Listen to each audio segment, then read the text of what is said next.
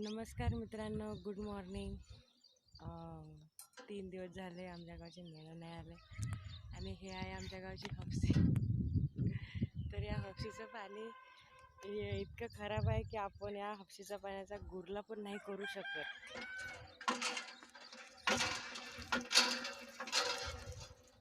म्हणजे गुरल्यासाठी पण हे पाणी खूप खराब आहे. खूप असं म्हणजे याच्यामध्ये कचरा आणि असा क्षार असा लालसर तर येते आणि वास मारते. तर हे पाणी पिण्यायोग्यही नाही आहे.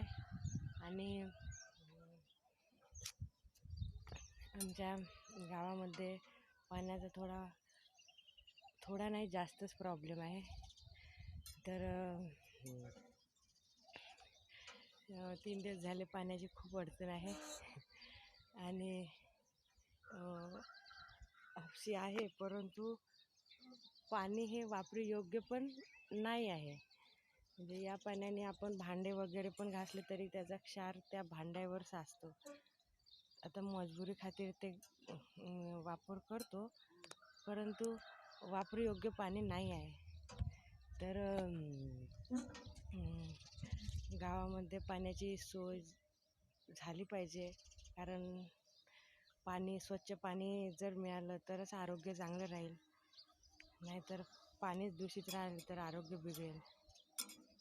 तर आमच्या ग्रामपंचायतीने याकडे लवकरात लवकर लक्ष करावं अशी माझी त्यांना नम्र विनंती आहे. तर शासनाने सुद्धा याकडे लक्ष द्यावे. आमचं गाव सालेशेरी आहे आणि भिवापूर तहसीलमध्ये हे गाव आहे. तर या गावामध्ये पाण्याची खूप टंचाई आहे आणि हे पुनर्वसन असल्यामुळे डेव्हलप नाही आहे.